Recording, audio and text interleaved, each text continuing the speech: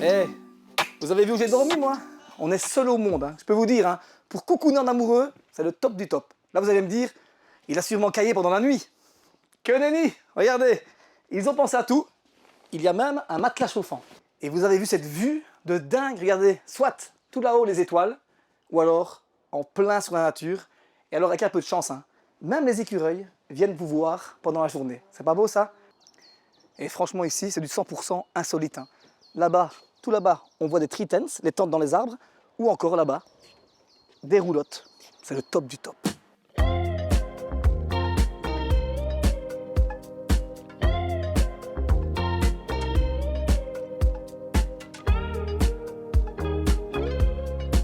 Europa Camp se situe au cœur de la forêt qui surplombe Saint-Hubert. La descente à vélo vers le centre-ville devrait donc être facile.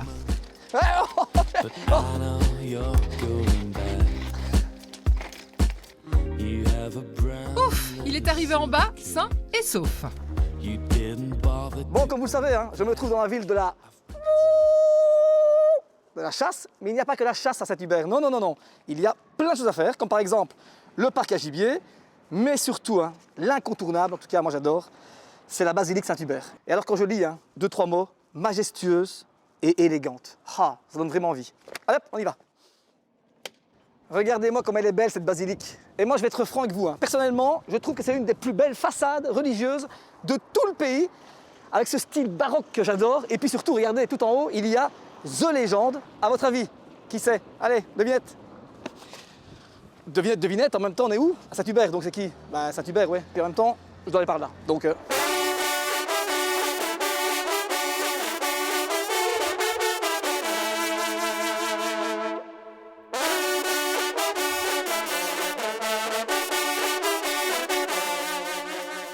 Alors regardez, hein, parmi toutes les scènes de sa vie, hein, à Saint-Hubert, il y a une scène légendaire, c'est celle-ci. Regardez. Alors Saint-Hubert, hein, était un homme noble qui adorait la vie, un peu trop même, mais il avait une passion, la chasse. Et un jour, il est tombé nez à nez avec un cerf blanc, le fameux cerf blanc avec son crucifix comme ça, au-dessus de sa tête. Et alors, il a essayé tant bien que mal de le chasser, mais sans rien. Et alors sa conscience, hein, l'a perturbé pendant des jours et des jours, jusqu'à changer sa vie radicalement. Truc de fou, non?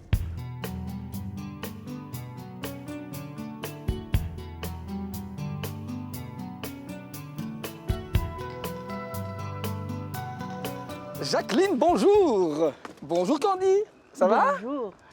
C'est bien un bloodhound, hein? On l'appelle un chien de Saint-Hubert. Un chien de Saint-Hubert, ok. Et je me trompe si je dis que c'est un chien de chasse ordinaire? Non, non, c'est un chien de chasse extraordinaire. Autant pour moi. Pourquoi? Parce qu'il a un terrible nez, il recherche le gibier blessé et il recherche aussi beaucoup les personnes. Ils arrivent à retrouver les personnes jusqu'à 50 heures après. Ouf, 50 heures! Je ne ferai plus jamais l'erreur. C'est un chien de chasse extraordinaire, comme tu le disais. Et je pense en plus qu'ils sont les bienvenus ici à Saint-Hubert, non? En fait, le 3 novembre, on fête la fête de la chasse de Saint-Hubert et on vient faire la bénédiction avec quelques chiens ici. Quelques chiens! Mais c'est la foule ici, hein. Moi je suis venu il y a 6 ans, je pense, avec un petit Yorkshire. Il avait peur d'ailleurs. Donc il y avait du monde, hein. Oui, Il y avait beaucoup de chiens. Hein. Et tu crois que si jamais je crie sanglier, il va courir ou pas? Non, non. Ok, bah alors je vais devoir trouver autre chose comme activité, moi alors. Tu veux faire quoi, moi? De belles balades par ici. Oui? Une promenade à vélo alors? C'est une bonne tiens. idée. Allez, bisous, hein. Salut, chaud. Mais avant de se mettre en route, il faut penser au pique-nique avec bien sûr un porquin, la spécialité par excellence de Saint-Hubert. Un saucisson pur porc, légèrement fumé, selon une ancienne recette. Merci beaucoup. Merci à vous. Au revoir. Au revoir. Un chasseur chassant, chasser sur son chien est un bon chasseur. Un chasseur chassant, chasser sur son chien est un bon chasseur. Ah, notre cher Ludo, toujours débordant d'enthousiasme. Mais la connexion avec la nature autour de Saint-Hubert devrait apaiser ses nerfs. On the road again, again. On the road again, again. On the road again, again. On the road again, again.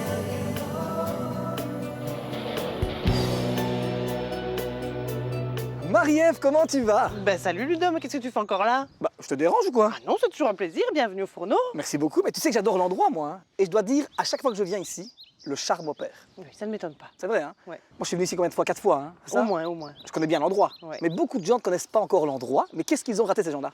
Alors déjà, c'est honteux. C'est honteux, voilà. Ouais, c'est honteux. Alors, qu'est-ce qu'ils ont raté? Ils ont raté tout simplement la découverte de leur passé, de leurs racines et la façon de vivre de leurs ancêtres. Même si on a l'impression que c'est un village. C'était pas un village avant. Non, c'est pas du tout un village. En fait, ce sont des bâtiments issus de différentes régions de Wallonie qui ont été transplantés ici, c'est-à-dire qu'ils ont été démontés dans leur village d'origine et remontés ici, pierre par pierre, en respectant les anciennes techniques de construction. Alors j'ai un challenge pour toi, tiens. Montre-moi un peu, allez, 3 métiers d'antan. Facile, ça, c'est pas un challenge. Allez, On y va alors. Bon, ok.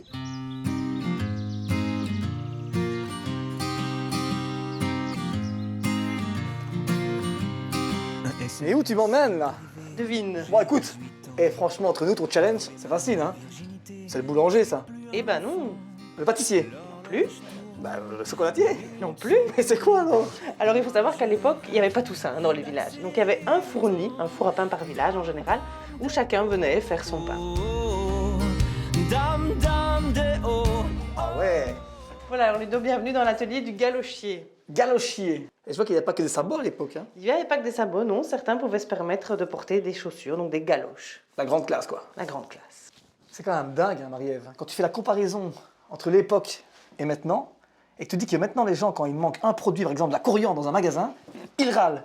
Et là, il n'y avait que ça quoi. Et bien voilà, ça me fait plaisir que tu le dises parce que c'est vraiment l'objectif du Fourneau Saint-Michel, c'est de montrer comment vivaient les gens à l'époque et la chance qu'on a quelque part de vivre à l'époque où on vit aujourd'hui. Donc voilà, il faut venir pour découvrir tout ça. Et je le répète, il faut venir ici. Voilà. Hein, voilà.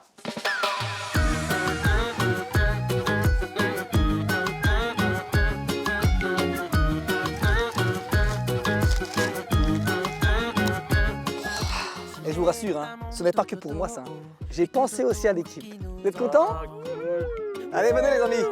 Jans, cut. Elle est bonne pour aujourd'hui. Je me suis lavé les mains. Hein. Ah, d'abord le Réal. Ah. Comment ça va pour toi? Mais tu l'as mérité aussi, Chou, hein? Ah, la bière, toi? Ah, ben, comment elle est? Tiens, ah, voilà, allez, tiens, Lisa. Pour plus d'informations ou pour d'autres découvertes touristiques, rendez-vous sur visitewallonia.be.